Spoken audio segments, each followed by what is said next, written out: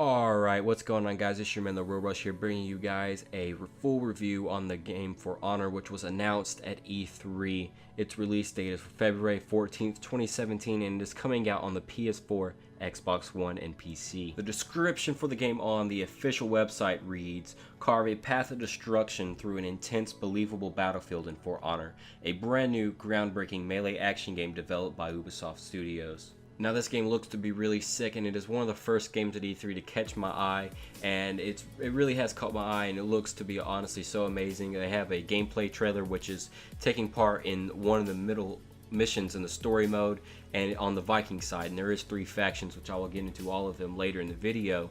And they do have a full 3D trailer which looks honestly so beautiful, and it just really looks like an amazing game. To me, it looks like it's taking place in sort of a medieval post-apocalypse type setting.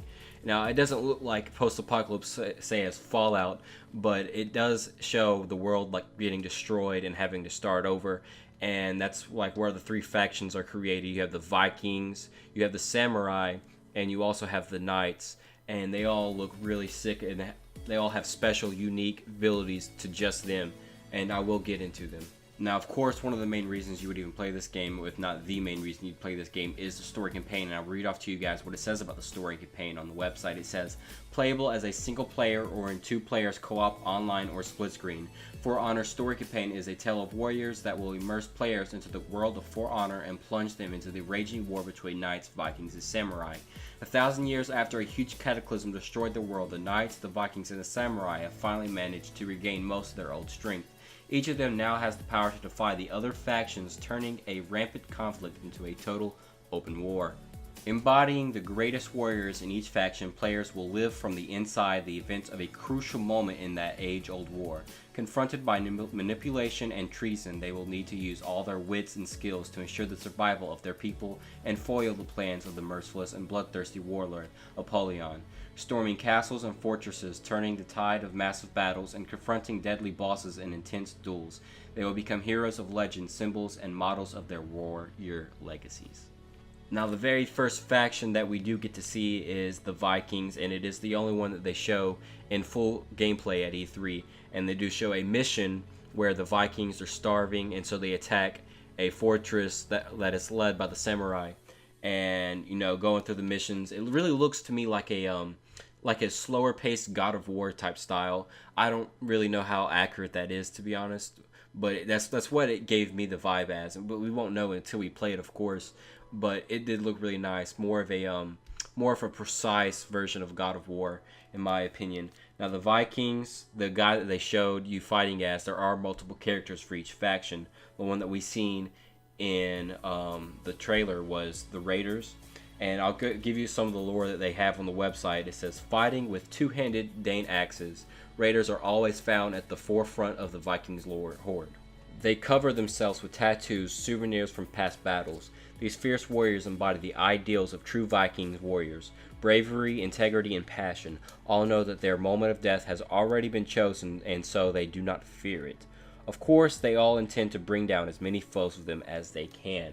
Now, they do remind me of the stereotypical brute warrior that you would say from medieval times, such as Vikings, where they don't care, they're fearless, they go in headstrong, and they take down as many foes with them before they die because they do not fear death.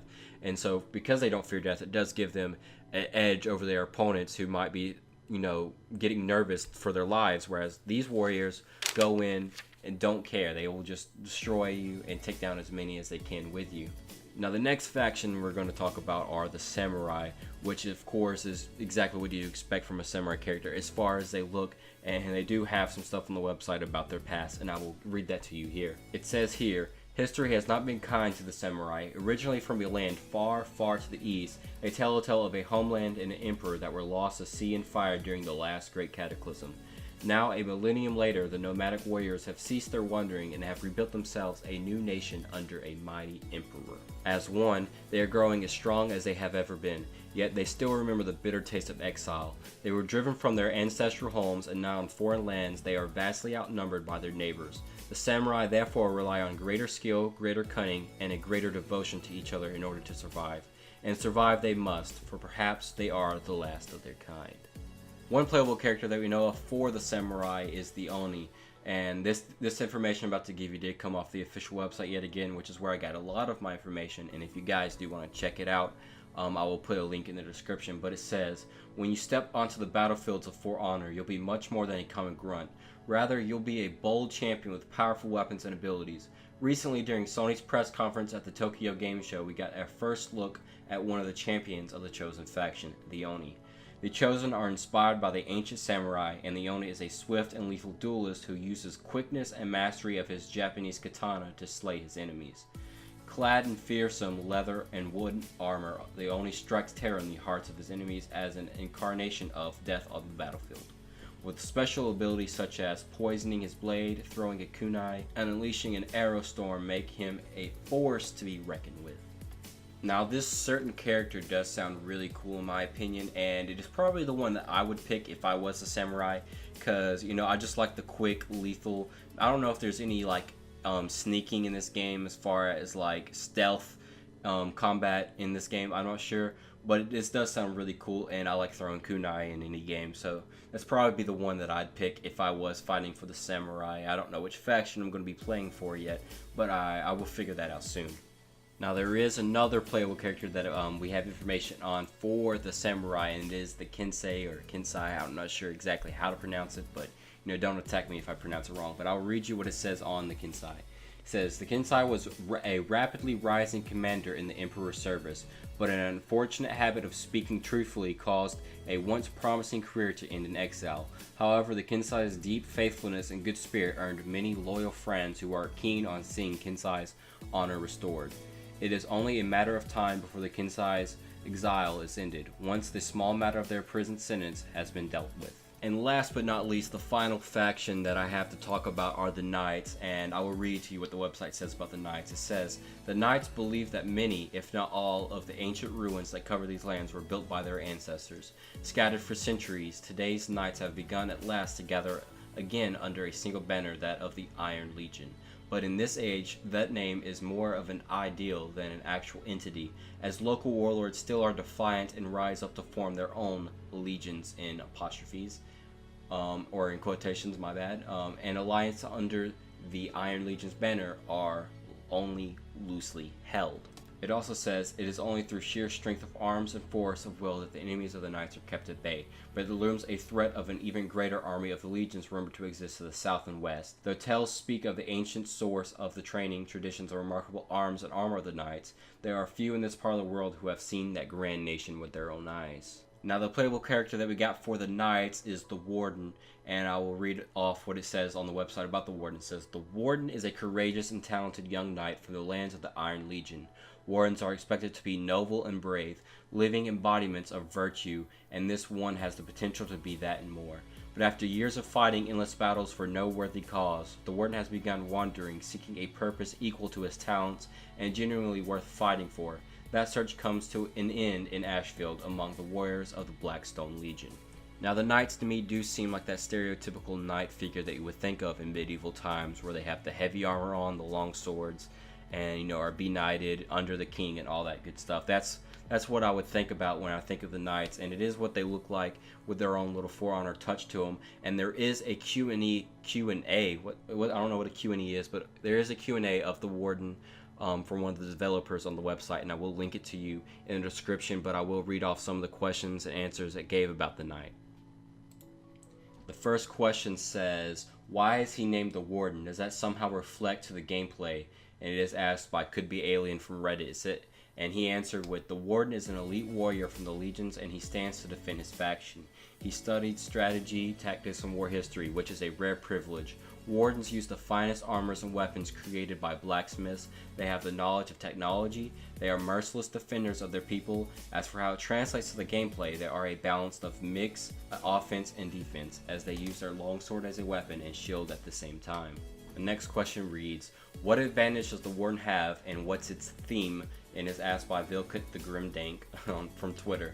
The Warden is a jack of all trades. He is very versatile, good for both offense and defense. His main advantages are good and strong chain attacks, allowing him to deal a lot of damage by combining multiple strikes. He or she also has strong guard break abilities. very efficient to break an enemy's guard and quickly launch a fast attack. Finally, the Warden has a powerful guard that he can maintain longer than other heroes, which means he can efficiently maintain his blocking stance for a long time. So the Warden to me sounds more of like a balanced character out of all of the other characters that we see here. With strong attacks and good defense, he just seems like a well out balanced character. And there are a few things, or at least one thing that he says in there that makes me think that we'll be able to, create our own characters. And he did say he or she, and I know that there is a story campaign, and I don't know, maybe there might be different, like they'll give you a he or a she to choose from, or you might be able to choose your own character.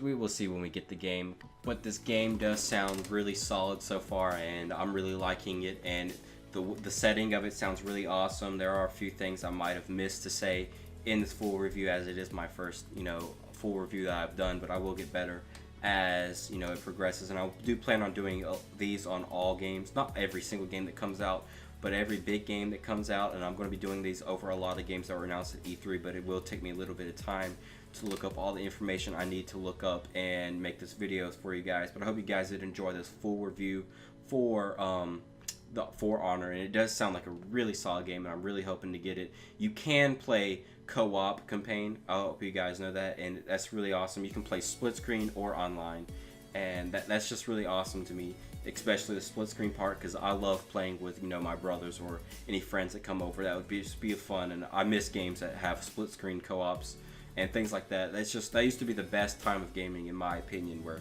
you could just bring in James Bond and play split screen with your friend. And I hope they come back out with that with a lot of games. But it's been your man, the Real Rush, here, giving you guys a real review. And I hope you guys enjoy this video. If you have any tips or any constructive criticism on me for doing these reviews, please leave a comment down below, and I will be sure to improve on it. I hope you guys did enjoy. If you did, have a fantastic day, and peace out. Peace.